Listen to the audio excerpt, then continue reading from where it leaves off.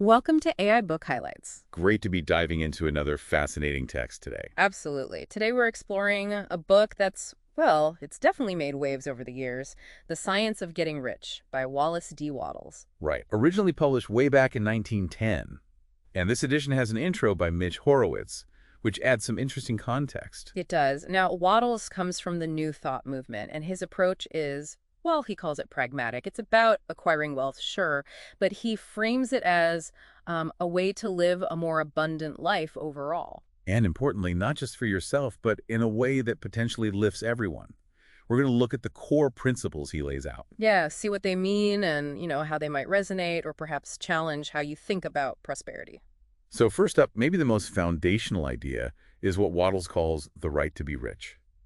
Which sounds a bit provocative, doesn't it? It can, yeah. But he argues quite strongly that wanting riches isn't selfish.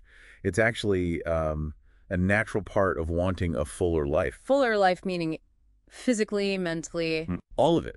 Physical, mental, and spiritual dimensions. His logic is pretty straightforward. To live completely, you need to use things. Material things, intellectual things, spiritual experiences. And money is the tool to get those things, in his view. Exactly. He even goes so far as to say that being satisfied with little when you could achieve more is actually, well, almost like hindering life itself, hindering its desire to express more fully through you. Wow, okay, so it flips the script. It's not just okay to want wealth, it's almost presented as a responsibility. Kind of, yeah, a duty. To yourself, certainly, but he even connects it to God and humanity, suggesting that by maximizing your potential, which includes acquiring resources, you can contribute more effectively.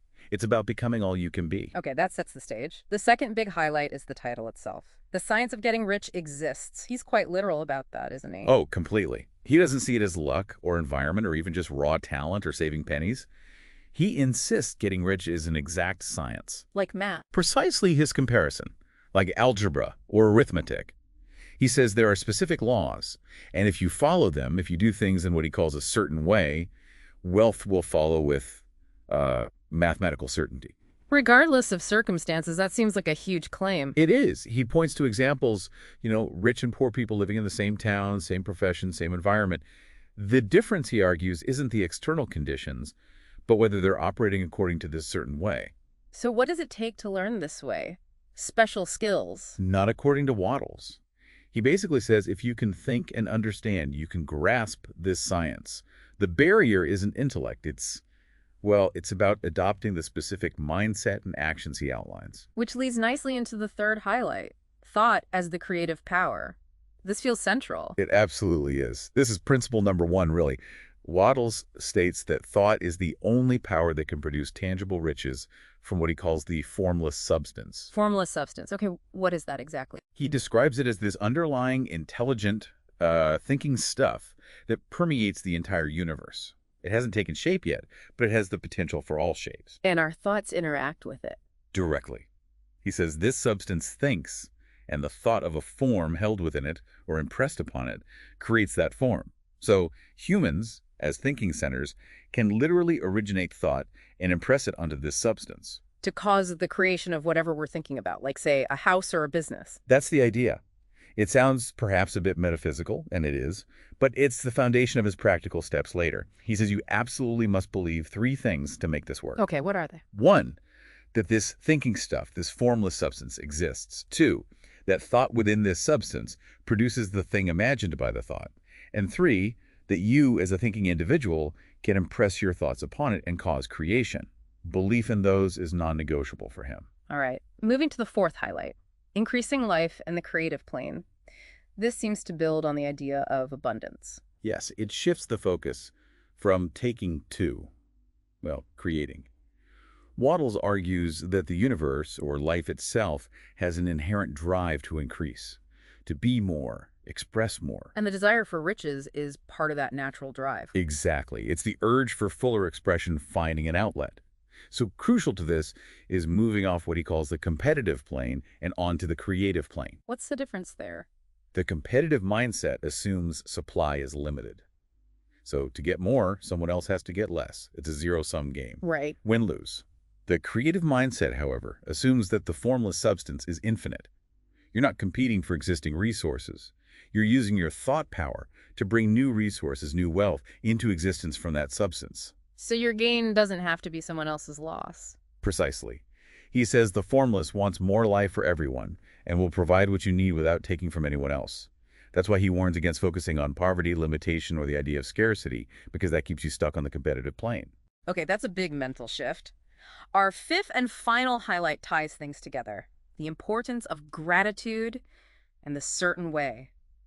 So it's not just thinking. No, action and attitude are critical. Gratitude for Wattles is, well, it's vital. He sees it as the key to staying connected harmoniously with that formless intelligence, that source. How does gratitude do that? It keeps your mind fixed on the source of blessings, on the good you're receiving and aiming for. It prevents you from falling back into doubt or focusing on lack, which would put you back on that competitive frequency. Yeah. It aligns you with the creative forces. Makes sense. And the certain way of acting, what does that involve? It's multifaceted. First, you need that clear mental picture. We talked about what you want. Hold it with unwavering faith and purpose. Believe it's coming. Faith and purpose, got it. But then, crucially, your actions must align. You have to act now in your current environment, your current job or business, whatever it is. You can't just wait for things to change. No.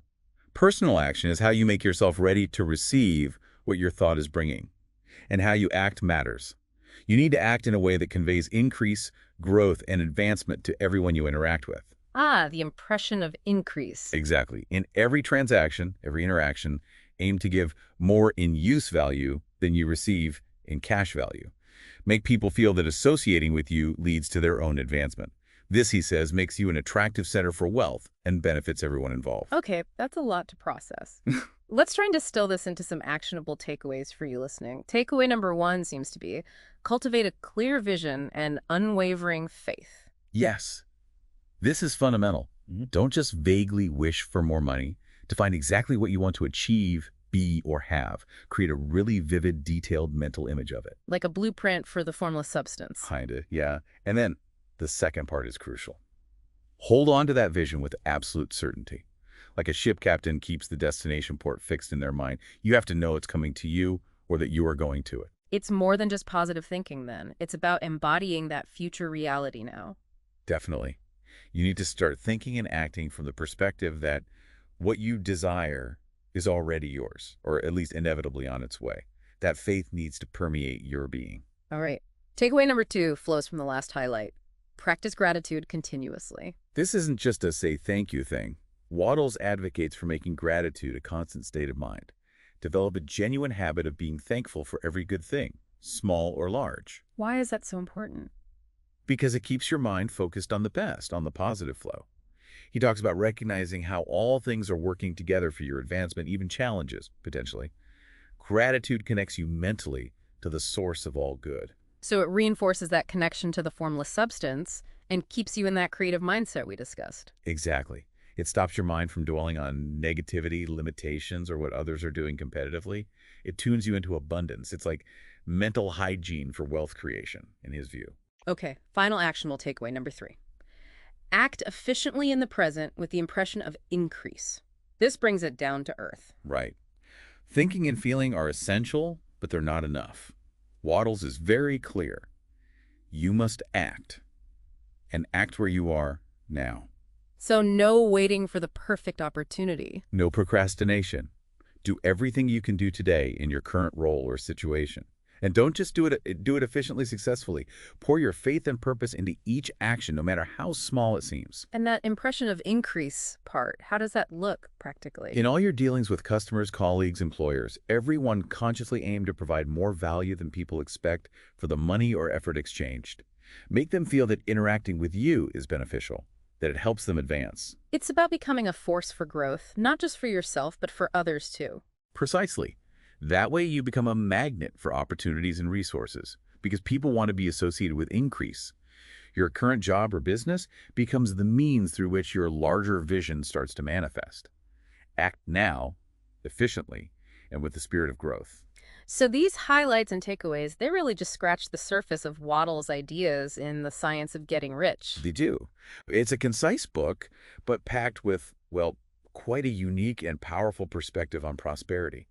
It encourages you to see wealth not just as money, but as a natural right, achievable through specific mental and practical steps. And importantly, with an emphasis on creation and contributing value rather than just competition. Exactly. It's about aligning yourself with what he sees as the universe's natural tendency towards increase. If these ideas have sparked your interest and you're ready to really dig into the details and the full method Wattles lays out, Then we definitely encourage you to get a copy of The Science of Getting Rich. Explore it for yourself, see how its principles resonate with you. you can find a link to purchase the book in the description below. Thank you for joining us today on AI Book Highlights.